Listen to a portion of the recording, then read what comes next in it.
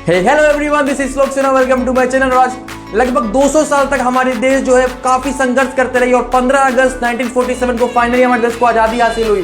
दोस्तों, क्या आपको पता है कि उस दौरान हमारे देश की आर्थिक स्थिति क्या थी? दोस्तों, जानते हैं इंडियन इकोनॉमी डेवलपमेंट यानी कि भारतीय अर्थव्यवस्था की विकास यात्रा। Let's begin.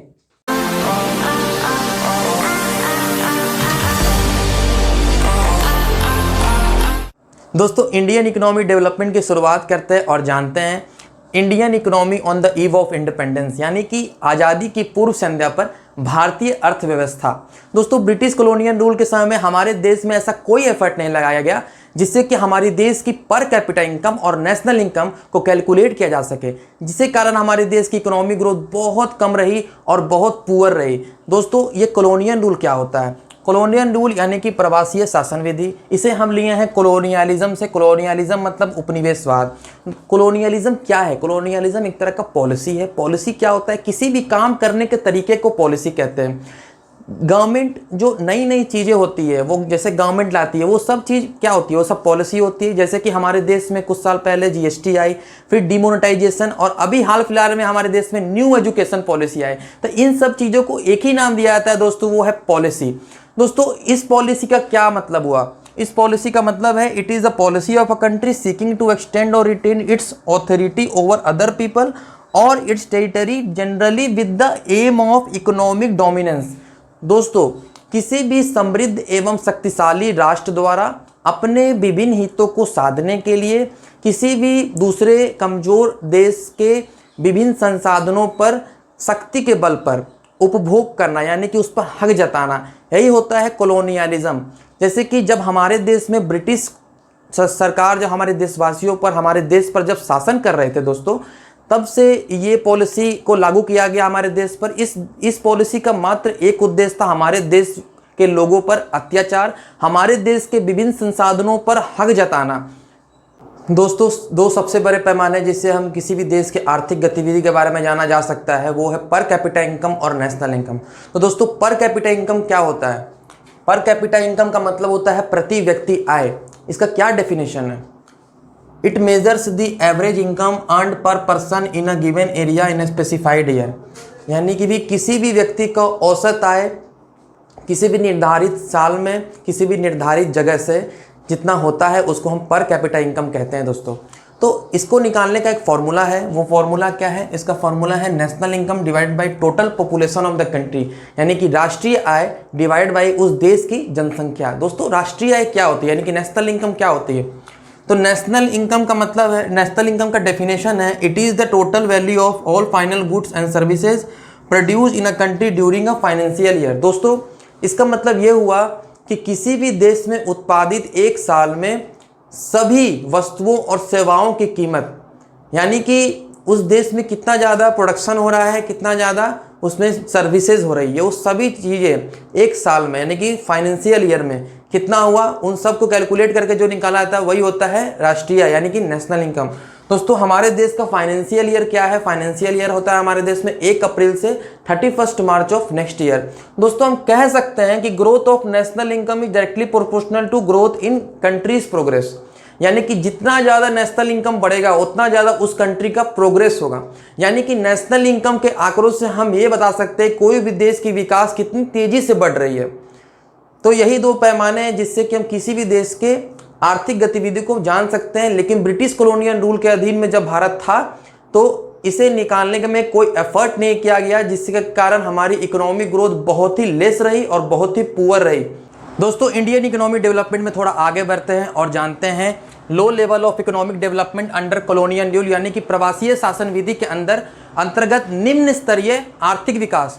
दोस्तों, India has independent economy before British rule, यानी कि अंग्रेजी शासन के स्थापना के पूर्व भारत की जो अर्थव्यवस्था थी वो स्वतंत्र थी। दोस्तों, agriculture was the main source of livelihood, यानी कृषि प्रधान देश था हमारा। सरकार की पूरी आय जो है कृषि निर्धारित थी। दोस्तों, ये country's economy was characterised by various kinds of manufacturing activities, यानी कि विभिन्न प्रकार की निर्माण गतिविधियाँ देश में हो रही थी। भारत में खासकर जो है हैंडीक्राफ्ट इंडस्ट्री यानी कि हस्तकला उद्योग, जैसे कि cotton and silk, textile, metals and precious stone works, ये सब काफ़ी तेज़ी से हो रहा था। और एक तरह का मुस्लिन कॉटन टेक्सटाइल इंडस्ट्री था जो कि बंगाल में था, वो वर्ल्ड वाइड फेम बना चुका था। और ऐसे बहुत सारे टेक्सटाइल इंडस्ट्री थे जो कि वर्ल्ड वाइड फेम थे हमारे देश में। फॉरेन ट्रैवलर्स की बहुत ज़्यादा अट्रैक्ट थी ये मुस्लिन को वो मलमल खास कहते थे, शाही मलमल भी कहते थे। एक तरह से वो रॉयल्टी का पहचान था, बोला जाता था कि रॉयल लोग ही इसे पहनते हैं। तो दोस्तों हमारे देश में जो है वर्ल्ड वाइड मार्केट जो है इसको बहुत ज़्यादा अट्रैक्ट करता था हमारे देश के सामान को, क्योंकि हमारे देश में फाइन क्वालिटी ऑफ मटेरियल और क्राफ्टमैनशिप एकदम विश्व स्तरीय थी, बहुत ही अच्छी थी। दोस्तों हम कह सकते हैं कि हमारे देश की आर्थिक स्थिति को खराब किया गया, लेकिन हमारा देश जो है प्राकृतिक संसाधनों से परिपूर्ण था, यानी कि बहुत ही अच्छा था। इसी कारण से सारे देश हमारे देश को अट्रैक्ट करते थे। अट्रैक्ट यानी कि हमारे देश से सामान लेने के लिए मरते थे और यहाँ पे आना चाहते थे। दोस्तों colonial government introduces many policies just for protection and promotion of their home country England। यानी प्रवासी शासन विधि वाली जो सरकार थी उन्होंने हमारे देश में बहुत सारी नई पॉलिसीज लाई जो कि सिर्फ उनके मूल देश इंग्लैंड के हित के लिए थी और उनके प्रोटेक्शन और प्रमोशन के लिए थी। इन पॉलिसीज को हमारे देश की इकोनॉमी को नजर में रख के नहीं बनाया गया, जिसके कारण हमारे देश की इकोनॉमी में बहुत सारे फंडामेंटल चेंजेस देखने को मिले। Transforming the country into supplier of raw materials and consumer of finished industrial products from Britain का क्या मतलब है? इसका मतलब है दोस्तों जो ब्रिटिश सरकार हमारे देश में शासन कर रही थी वो हमारे देश के बने रॉ मटेरियल्स को अपने देश इंग्लैंड ले जाकर वहां के इंडस्ट्रीज में उसको मैन्युफैक्चर करके फिनिश प्रोडक्ट बनाकर उसे फिर भारत में लाके सेल करती थी। यानी भारत उनके लिए एक बहुत बड़ा मार्केट भी था। कह सकते हैं कि भारत इंग्लैंड के कच्चे माल की पूर्ति करने वाला देश तथा वहां में बने तैयार माल की आयात करने वाला देश बनकर रह चुका था। दोस्तों ये आयात का मतलब इंपोर्ट होता है। इंपोर्ट यानी कि किसी भी बाहरी देश से कोई बना सामान व्यापार के लिए जब हमारे देश आता है तो उसे हम आयात यानी इंपोर्ट कहते हैं, और जब हमारे देश में बना सामान किसी बाहरी देश में व्यापार के लिए जाता है उसे हम एक्सपोर्ट यानी कि निर्यात कहते हैं। दोस्तों हमारे देश के कुछ नोटेबल एस्टिमेटर्स थे जैसे कि दादाभाई नौरोजी, विलियम दिगभाई, फेडरलिस्ट सिराज, डॉक्टर वीके आरवी राव और आरसी देसाई।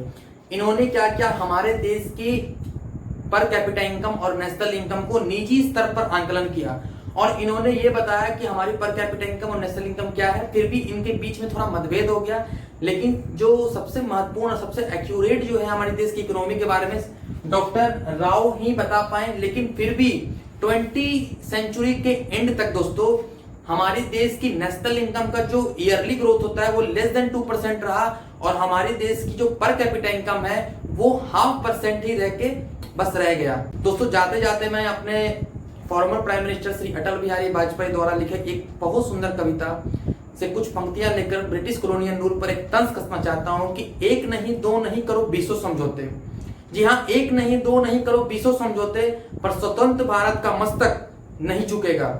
इसे मिटाने वालों की साजिश से कह दो कि चिंगारी का खेल बुरा होता है। औरों के घर आग लगाने का सपना सदा अपने ही घर खड़ा होता है। ओ नादान आंखें खोलो, आजादी अनमोल, इसका मोल लगाओ। पर तुम क्या जानो आजादी क्या होती है? माँ को खंडित करते तुमको लाज ना आई? 10-20 अरब डॉलर की बर्बादी से तुम बच लोगे, ये मत समझो। हथियारों से भारत हथियार लोगे, ये मत समझो। हमलों से अत्याचारों से भारत का शीश झुका दोगे, ये मत समझो। एक नहीं दो नहीं करो 20 समझौते, पर स्वतंत्र भारत का मस्तक नहीं झुकेगा, नहीं झुकेगा, नहीं झुकेगा। जय हिंद दोस्तों, फिर मिलेंगे। Keep waiting, I will be back soon.